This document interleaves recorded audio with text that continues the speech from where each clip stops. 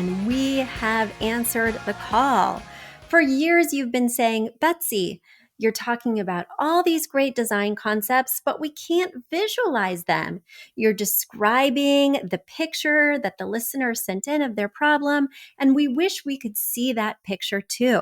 After all, a picture is worth 1,000 words, and I do my best to describe them, but there's nothing like seeing it for yourself.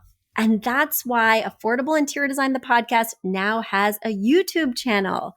Not only do we have a YouTube channel where you could see recordings and clips of these podcast episodes, we also have an Instagram, a Facebook, and so many other exciting things.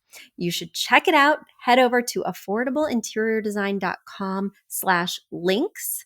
Once again, affordableinteriordesign.com/LINKS. Links. And when you go there, you will see links to our YouTube page, our Instagram page, our Facebook page, and more. Please check it out, follow and subscribe so you can see everything I'm talking about.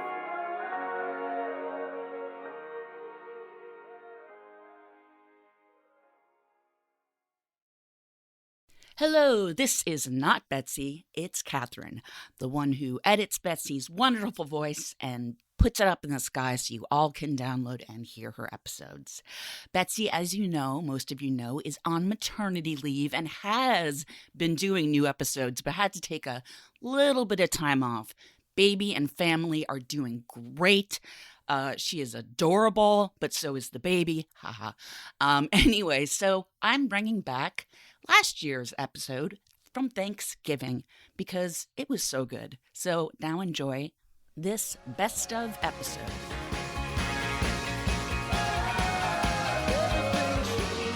Are you a fan of this podcast? Do you wish there was even more juicy content for you to sink your ears into? Well, there is. You can become a premium member of this podcast for $5.99 a month and get full access to an archive of over 50 bonus episodes.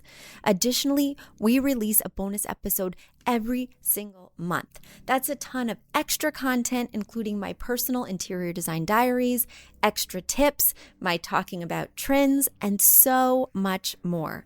Additionally, you'll be keeping us on the airwaves each and every week because your premium membership money goes directly back to making this podcast amazing. Check us out at affordableinteriordesign.com. Click on podcast to learn more and to become a premium member today.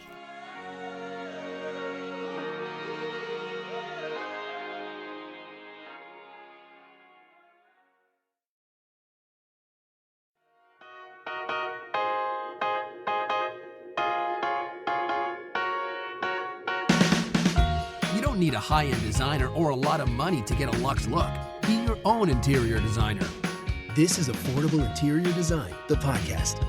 Here's your host, Betsy Hellman. This month is all about gratitude. And I must say, I've been feeling very grateful, even though my house is total chaos, even though business is really busy, even though I have a lot going on. I've definitely been finding a lot of peace living in the woods and a lot of space mentally, not just physically, but mentally to have new feelings of, appreciation move in on me, especially in this month, right? Which has, of course, Thanksgiving and lots of reminders to be thankful. But I must say, living in the country has been freeing in a way. My mind is not so busy. I'm not always kind of caught up in things. And I can really take a second to step back and say, wow, that's cool. Wow, this is nice. Okay. And it's not just giving thanks for my surroundings or, the house, the land, whatever, right? It's also about giving thanks and having space to remember the people who support me, who help me. Of course, my family. But today I want to specifically shout out to the people who make this podcast a reality. We are a very small team, but I must say they are integral to me being successful for the past 7 years in this medium. I just show up record this stuff and send it off, sometimes with very little notice, sometimes with less than perfect audio, sometimes little blips like I just did there. And my team makes me sound so good, makes me look so good, is behind the scenes actually putting this up, giving me strategy, telling me what I need to do. You know, I started this podcast journey as a big fan of Catherine Hellers, who is currently my podcast producer and has been ever since the start. She's so amazing. She runs the podcast shop, and not only is she a dear friend, but she's an amazing podcaster. She has Tell the Bartender, and she used to have my favorite podcast, The Struggle Bus. Whenever I'm feeling a little lonely, I just go back and listen to another episode of The Struggle Bus. Even though they're no longer creating new episodes, it always warmed my heart and just was a really special show. And listening to her shows inspired me to want to do my own show. I reached out to her because we'd gone to college together, but really hadn't been in each other's orbit since then. And she offered to help me. And I hired her to produce my podcast so that all I had to do was talk about my favorite things and she would slice and dice it. She not only would come to my office back when I was in Brooklyn and bring all of the gear and actually record me right there in the spot, she'd also coach me when I was feeling a little bit down because this was an intimidating medium at first. And I really leaned on her because she's such a cheerleader. She was always telling me, Betsy, you're doing a great job. Betsy, I love it when you did this. And then, you know, really pulling those pieces out of my content and saying, listen to this. This is really good. I think you should do more of this. Really guiding me, not just because I was peeking at her podcast and looking at what they were doing and being like, oh yeah, that's so good. Let me see.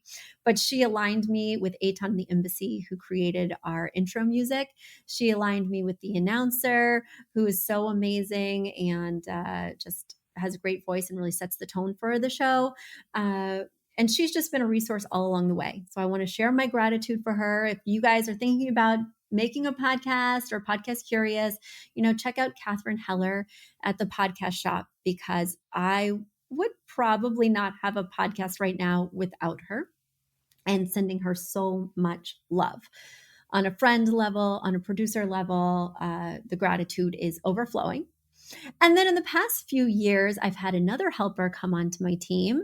So I hired the Savvy Podcast Agency. Ginny Sunasan and her team are the ones who help to grow us on YouTube, the ones who help us with our social media, the ones who put the show notes out, because that was way too much for me. For years, you guys were clamoring, Betsy, we want to see the pictures. We want to read the show notes. Where can we see more? And I was like, I don't know. That's not happening. My bandwidth is totally maxed out. And then I don't even remember how, but magically Jenny came into my life and has taken over all of that and has given you guys those additional resources that you tell me that you love each and every week. And I'm so grateful to have these team members, because we are small but mighty. And I wouldn't be able to do this the same way without them. So just wanted to show them a little bit of gratitude. I wanted to show them the gratitude I truly feel every week when I record this podcast, but I don't always say, right? Because saying it every week, well, that would get pretty redundant. But I do want to let you guys know that this takes a team. It's not a one-woman show, even though you guys are hearing one woman. There's other brilliant women behind the scenes powering this little engine that could. Speaking of gratitude, if you like this show, if you like the amazing work that Catherine, Jenny, and myself are doing, show us the love by going to iTunes and leaving a review. As you know, this is the very last week for our contest. All of November, we've been running a contest where if you write us a 5-star review on iTunes, I'm going to take 3 of the people who wrote this month, and I'm going to send them a digital file of our feng shui class. Feng Shui class is filled with tips that I don't often get to share on this podcast because people don't often ask me about Feng Shui. So I think it's a really cool way to go deeper into sort of the subject matter, and also to save $40 because typically that class is $40 online.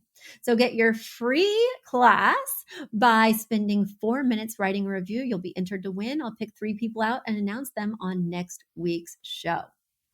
Without further ado, let me dig into the mailbag and get to your questions. My first question comes from Annette. Annette is writing all the way from California, and she says, Betsy, I was so happy to hear about your adventurous paint plan for your new home. Last year, we had our hallway painted in Benjamin Moore wisteria, our powder room in Benjamin Moore summer plum. We have loved and continue to love it each and every minute. My photos don't do it justice. This year, there will be some Benjamin Moore exotic purple coming to another room. P.S. Thank you for saving me. We repainted our great room in a white, and you persuaded me not to make the ceiling a contrasting color and finish. You were absolutely correct. I do have a question. We have our original one-piece vinyl floor in a 10-foot by 12-foot kitchen, along with a floor rug I designed that goes over it. We may replace the floor, but we think tile is a hard surface underfoot for a kitchen. Do you have alternate ideas for kitchen flooring? We have white cabinets and black granite with a lot of other color and texture in it. So, typically I don't handle renovations, so I don't typically pull out anybody's flooring or change it or anything like that. Typically, we're working with what is there. So, it sounds like you are set on pulling out the flooring versus just covering it with an additional covering. I love tile in a kitchen. Right now, I have hardwood in a kitchen, and it is so frustrating because it gets wet quite a bit. Even if you weren't worried about, say, the fridge leaking or the dishwasher leaking, my kids are constantly like washing their hands, not using a towel and just shaking it, and there's water droplets everywhere. Somebody must have dropped something hot because there's like a burn mark on the wood. So I love tile because these kinds of things won't create imperfections, right? It's kind of more durable and just looks better over time, in my opinion. I know that hardwood is very popular. Now, you could do something like a luxury vinyl plank that appears to be hardwood, but is much more durable. You could do, I did in my basement vinyl. It didn't look very expensive, but the flooring was uneven, and I wasn't going to be able to use anything that wasn't pliable. So it couldn't be tile. It couldn't be the luxury vinyl plank because it didn't have any give. So we wound up putting like this laminate type sheeting. Back when I was growing up, what did they call that? I had it on my floor and I just hated it. What were those called? Those laminate floors. I just lost it, because normally I would know. My mom was so proud of it, and she thought it was so great, but it always felt sticky. She actually still has it. And it came in a big roll. What is that called? Mom, if you're listening, I don't remember what it's called because people don't really use it anymore. But, there's not an endless variety of options. I always think tile is classic. I might go with larger format tiles than you have here, which do make it look a little bit dated because you have the small 4-inch by 4-inch squares. Right now, it seems like the floor rug is kind of meant to cover up the flooring. You're kind of using such a huge rug for the space that it looks more like wall-to-wall carpeting than actually an area rug for this small circular pub table. So I would challenge that. It looks like you're ashamed of something and trying to cover it up. And I'm glad to hear that you're going to rip it out if you feel that way. You just want to be mindful that I wouldn't do anything white again, because the white with the white cabinets just looks off or a little bit dirty. And that's how I feel about all white on white on white kitchens. Right? One of the whites is never going to look like a pure white because they're never going to exactly match. And even if they do exactly match on the day that you install them, the sun is going to fade them in a different way. And typically the wood is going to yellow just a little bit, meaning that they're always going to look cream and the floor is going to look white and the marble countertops are going to be stark. And it's just never going to look clean and fresh. It's going to look like you shopped at the white store and they all kind of go together, but are kind of different. I just hate white on white kitchens. So I love that you have kind of this taupe countertop. It looks like a granite with a bullnose that's a little bit brown and a little bit gray. So I feel like you could go in the direction of gray or of brown for the flooring. Like I said, I don't have a strong aversion to tile like you do. And I think you'll find that the selection is limited, especially because in some of your pictures, I can glimpse the other room and see that you do have wood floors. I don't love wood floors touching other wood floors when they don't match. And I really hate tile wood, tile that's meant to look like wood, those faux wood tiles touching real wood floors. I think it looks very mismatched, very weird, like you're trying to be the same, but of course you're not even the same in color, texture, or material. Yeah, there's just a lot of misses for me. So it's either tile or you're not going to do the vinyl laminate. No, that happens in 1980. Yeah. All right. Can you see I'm a little fried today, guys? I'm feeling very grateful, but I'm also feeling very depleted because this is actually the week of Thanksgiving. Now, as my podcast producer, or it wasn't the producer, it was Jenny, who's like the social media producer, as she instructed, most podcasters take off around the holidays. They take off the week of Thanksgiving, they take off the week of Christmas. Not me. Do you know why? Do you know why, even though I'm depleted and tired and trying to order a turkey and trying to host family, do you know why I'm podcasting right now? Because I am a podcast listener, a voracious podcast listener. I listen to at least 3 podcasts a day, up to 5 sometimes. I get so sad.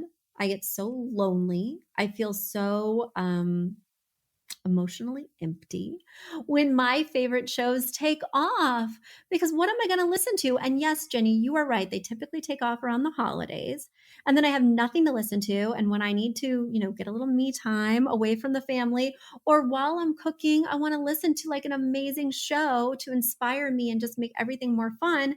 There is nothing new in my feed. I would never do that to you guys.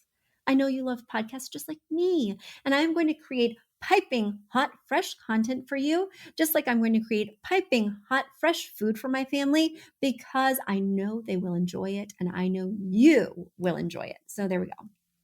There we go. That's my rant. And this is my Thanksgiving offering to you. And now it's time for a quick commercial break.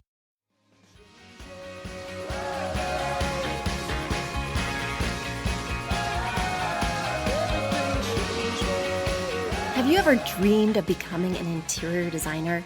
You don't want to go back to university, you don't want to work for a large firm, but you just don't know how to get started. You want flexibility, you want to pursue your passion, and you want to make income. Well, you should definitely check out the Uploft Interior Design Academy. It's my proprietary program that I've used internally for years and have made available to the public. Not only do you get video modules that you can take at your own pace, but you also get one-on-one coaching sessions with me, group coaching sessions with our Facebook group of Academy students, and so much more. If you're interested, get more information and sign up for an exploratory call with me at affordableinteriordesign.com/academy. Once again, that's affordableinteriordesign.com/academy. It's time to start living the life of your dreams.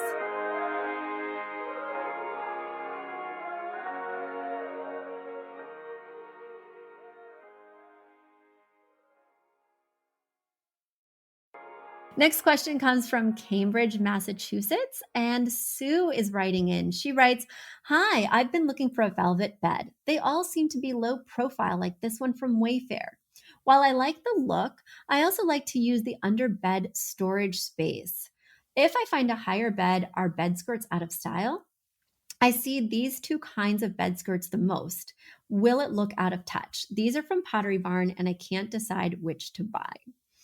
All right. So, yes, bed skirts are not ideal. Bed skirts do look dated. Bed skirts are problematic because they're a little schlumpy, dumpy. They're just not contemporary.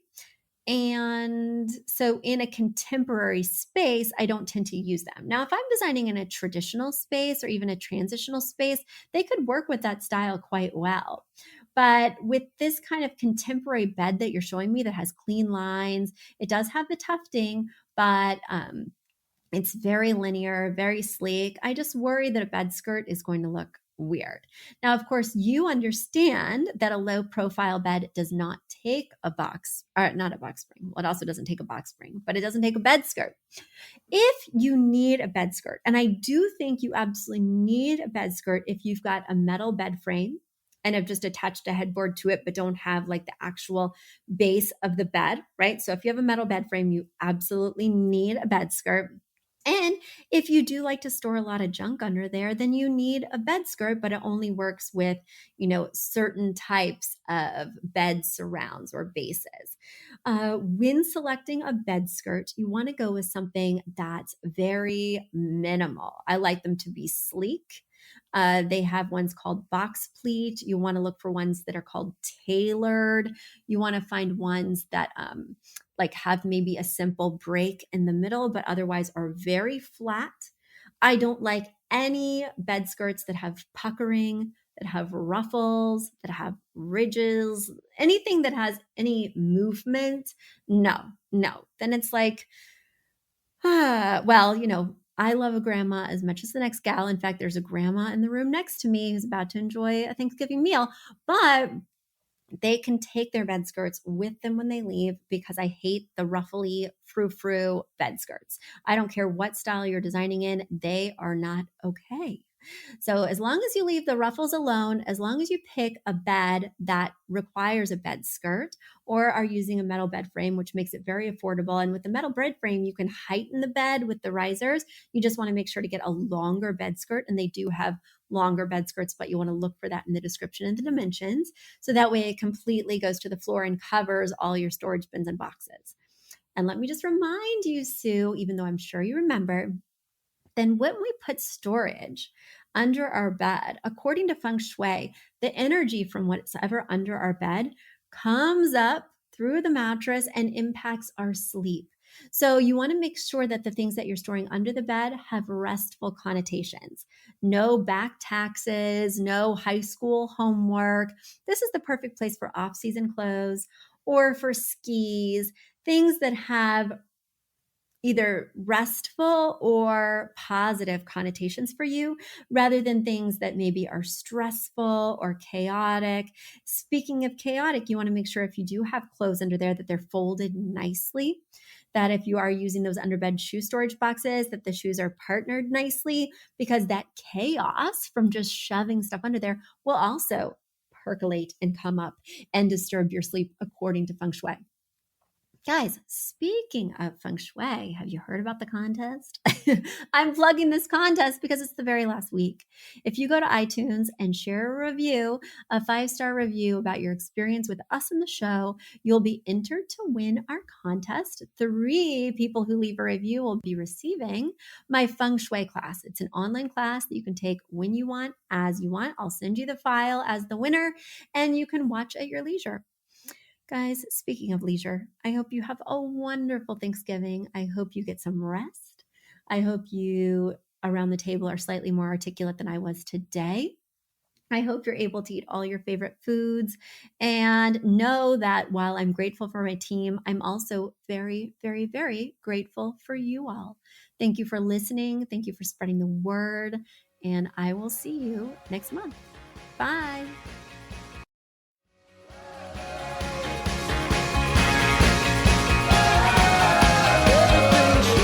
Do you love learning about interior design?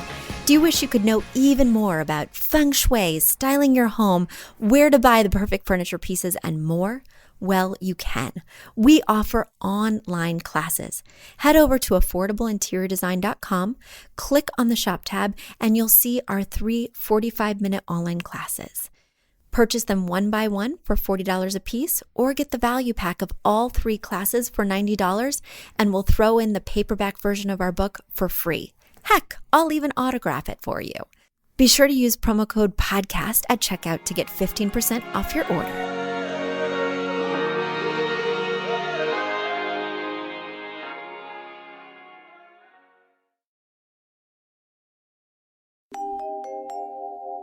A big thank you to our amazing producer, Catherine Heller, to Aton and the MVCR House Band, and to Affordable Interior Design, the sponsor of this podcast and the premier place to get an amazing look on a budget. Check out affordableinteriordesign.com. If you guys love the show, the very best way to support us is by spreading the word. Tell your friends or write us an awesome review on iTunes. So until next week, guys, thanks so much for joining us, and I'll talk to you soon. Bye.